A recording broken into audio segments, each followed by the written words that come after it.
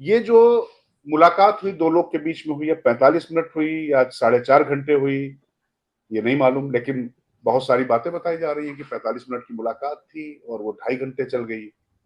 अब मेरी समझ में नहीं आता है कि आज दूरसंचार के युग में मुझको और आपको भी मिलने की जरूरत नहीं पड़ रही है। सामने बैठ के ऐसी कौन सी रॉकेट साइंस, न्यूक्लियर साइंस की चर्चा हो रही थी? अगर किसी को नेता नेतृत्व तो कुछ चीजें तय करनी है राष्ट्रीय स्वयंसेवक संघ को, तो सिर्फ दो लोग कैसे तय कर लेंगे? इस मुलाकात के जो मायने निकाले जा रहे हैं, इसको क्या वाकई उसी तरीके से देखा जाना चाहिए कि योगी जो है पोस्टर बॉय है, या फिर उत्तर प्रदेश की जो उपचुनाव होने जा रहे हैं उसमें राष्ट्रीय स्वयंसेवक संघ ने कमान पूरी तरीके से अपने हाथ में ले ली है, जिससे वो कोई गलती ना हो? पहली बात तो ये जानिएगा, ये कहानी थोड़ा इसके पृष्ठभूमि में जाना पड़ेगा।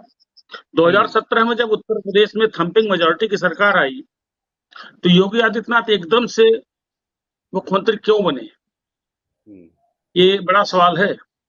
बड़े बड़े दावेदार थे, व्यवहारिक दावेदार थे। दरअसल संघ की सोच कि भाजपा एक पार्टी के तौर पर, एक कामयाब पार्टी के तौर पर कैसे चले, इसमें निरंतरता बनी रहे, इस पर संघ ने लगातार काम किया। और अभी आपने एक बात कही कि योगी को हिंदुत्व का पोस्टर बॉय। दरअसल राष्ट्रीय स्वयंसेवक संघ योगी आदित्यनाथ को उत्तर प्रदेश का मुख्यमंत्री बनाने के साथ ही कट्टर हिंदुत्व का पोस्टर बॉय बना चुकी है राजकिशोर जी। अब बनाने वाली कोई बात नहीं। और संघ की जो दीर्घकालिक सोच थी, उसको क्रमशः आने वाले वक्त के लिए राष्ट्रीय स्तर पर नेतृत्व की एक जो श्रृंखला देनी है, उस पर संघ पहले से काम कर रहा था। और योगी आदित्यनाथ उसी का एक हिस्सा है, एक उसी के बड़े किरदार हैं। तो ऐसा कुछ नहीं। और योगी आदित्यनाथ की कार्यशैली को, या आपने देखा होगा, कई बार आपने सुना होगा, आपने खबरें भी की हैं, मुझे याद है कि योगी आदित्यनाथ को आज हटा दिया जाएगा, 15 दिन बाद उनके हटने की चर्चा है। विधानसभा में उनके खिलाफ इतने विधायक खड़े हो गए, या योगी आदित्यनाथ और अमित शाह का कोई बड़ा लंबा टकराव चल रहा है। ये सारी खबरें जब भी आई, ये खबरें कभी मूर्त रूप नहीं ले सकी। ये खबरें खाली हवा की खबरें साबित हुई। योगी आदित्यनाथ को छूने की कोई कवायद तक नहीं हो पाई। क्यों नहीं हो पाई? यह सुनिश्चित था।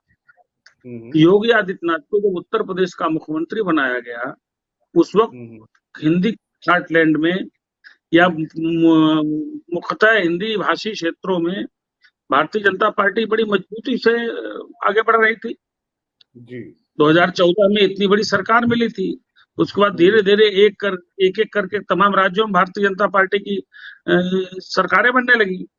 तो ऐसा कोई संकट उस वक्त नहीं था। लेकिन जो मैंने कहा कि एक दीर्घकालिक सोच जो संघ की है, कि उसी की दृष्टि से योगी जी काम करते रहे। और एक बात पुनः ध्यान रखिएगा, मैं जो बात मेरे समझ में आती है कि अगला साल राष्ट्रीय स्वयंसेवक संघ का शताब्दी साल है, और शताब्दी साल में हिंदुत्ववाद और ये सांस्कृतिक राष्ट्रवाद एक बहुत बड़ा उसका एजेंडा संघ का रहा है, जो शताब्दी वर्ष में और ज्यादा धार लेगा। तो ऐसे में आगे की राजनीति पूरे देश में भारतीय जनता पार्टी को किस लाइन पे करनी है, संघ से इसका मार्गदर्शन उनको मिल चुका है। और योगी आदित्यनाथ, आप समझिएगा, पुनः आपके वही शब्द में दोहरा रहा हूं कि कट्टर हिंदुत्ववाद से हट करके एक बृहत्तर हिंदुत्ववाद, यानी हिंदुत्व की एक ऐसा बृहत्तर अम्ब्रेला बनाना, जो राष्ट्रीय सरकार बनाने में या फिर क्षेत्रीय स्तर पर जो प्रदेश है उनकी विधानसभाओं में चुनाव जीतने का एक बड़ा एजेंडा होगा।